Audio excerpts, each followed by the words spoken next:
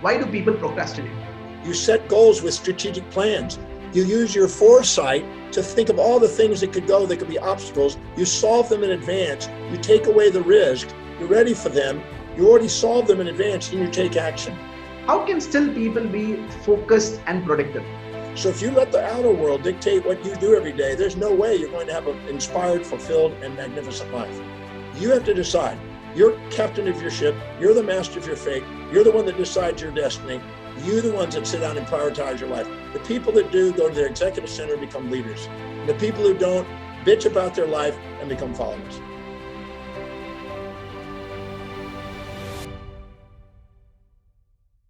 Procrastination, that is one word which I believe has stopped many people from actually achieving their goals. Why do people procrastinate? You're going to hear a redundancy.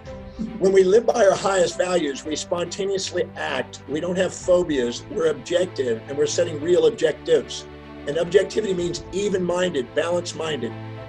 But when we're trying to live by lower values because we're trying to please people on the outside and try to be somebody we're not, and injecting things out of conformity, our immediate gratification wants us to look for a pleasure to avoid a pain and look for fantasies.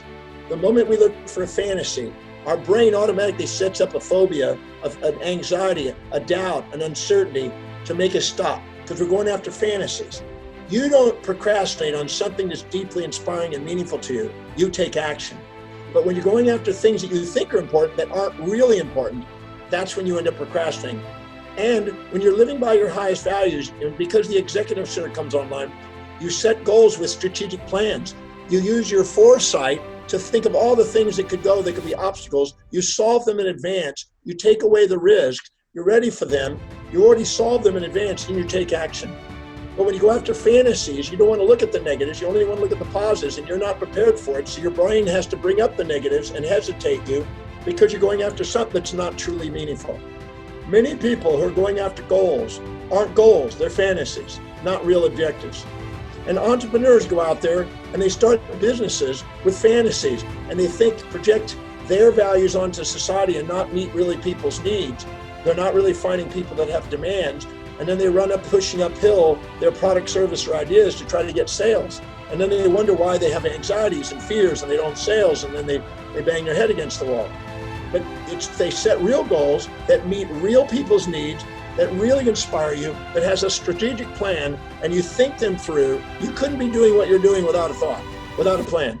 And if you think those through and you make sure you go through it until you have certainty, there's a liberation from the hesitation, procrastination, and frustrations, and you get into discipline, reliability, and focus.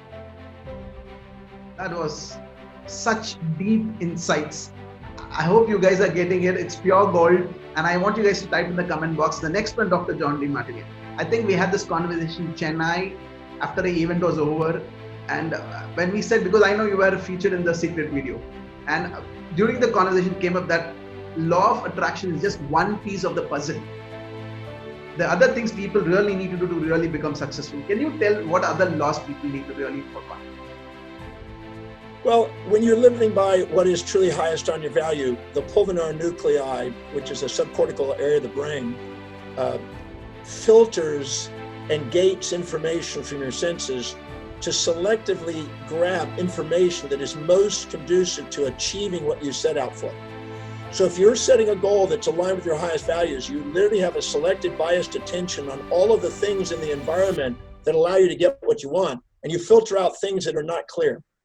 But if you're trying to live by lower values, that area of the brain doesn't light up. And so you basically are not filtering. You're bombarded by stimuli that's confusing and you're not filtering it and you're not seeing the synchronicities that surround you. So by prioritizing your life and living by truly highest priority and mastering the art of delegating lower priority things, prioritizing your life is another law. Delegating all things that are not inspiring to you, because you can't live an inspired life doing low priority things. Low priority things devalue you, and so the world devalues you. High priority things value you, and so the world values you. And don't expect the world to value you until you value you. And the way you know you value is by living by priority. And the way you know you devalue yourself is by doing things low on your priority. And then make sure that when you deal with money, that you make sure that you're meeting other people's highest priorities, their dominant buying motive. When you do, they automatically want to buy. then you take a portion of it and you put it into savings and investments, and you start buying assets that go up in value. That way you put your money into things that are high in value. So you end up doing your work, not because you have to, but because you love to. The purpose of financial independence is to liberate yourself from doing work because you have to and doing it because you love to, because you're a master of the money, not a slave. Wow. This is one topic we can really dwell in, but I want to ask you this question. I know you've researched a lot about people who are successful and millionaires. You've done a lot of research. Can you give me the top 5 traits you find common among all people who are millionaires and successful? Top 5 traits. Okay, there are different people that are millionaires that rise and fall, and millionaires that keep building momentum. Yeah. I'm not interested in the gamblers. I'm not interested in the speculators. I'm interested in investors. Yeah. There's the people who know how to invest are the people that think long term. Yeah. They're not thinking of immediate gratification. They're talking about building a long-term plan of building wealth. That means when you have zero money and you're at $1, the value of $1 is 100%. You have $10, you add $1, it's 1%, 10%. You add $100, have $100, you add $1, it's 1%. Every time you go 10 times more, 1,000, 10,000, 100,000, the value of the dollar gets less and less and less. So if you're not having a cause that's accelerating upward to counterbalance the devaluation of the dollar, you'll lose the drive to go and build wealth. So you have an accountability and responsibility to have a cause, a legacy that you want to build with your wealth. So you're not just doing it for immediate gratification, not just doing it because you want to go live a fasty lifestyle. That's debauchery. It's because you have a cause that you want to do something. And when you have a bigger cause bigger than yourself, you'll go beyond yourself and you'll do the things that most people weren't willing to do to build wealth. But they have to have a value on serving vast numbers of people. They have to value on buying assets and know the difference, because until they buy assets, they're not going to go ahead. Most people fantasize about the right lifestyle, the rich and famous, instead of actually buying assets that actually work for them. So they're actually passively growing their wealth on a month basis. And they make sure that they're patient long-term, and that they make sure that nothing is too small to save and invest. They don't wait until, well, when I get ahead, then I'll do it. They just do it. Piggy banks become biggie banks. Little actions make big dreams.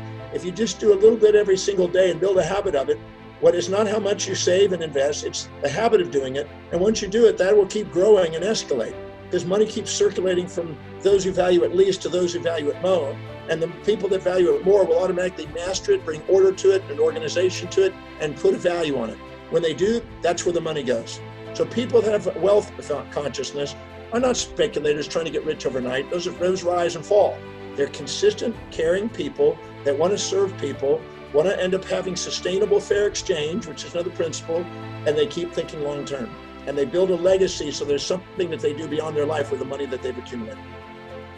Everybody is watching, wants to be successful, become a leader. I think that was pure gold. Every little thing he said is how you need to program your life from now on if you really want to become successful and sustain being there.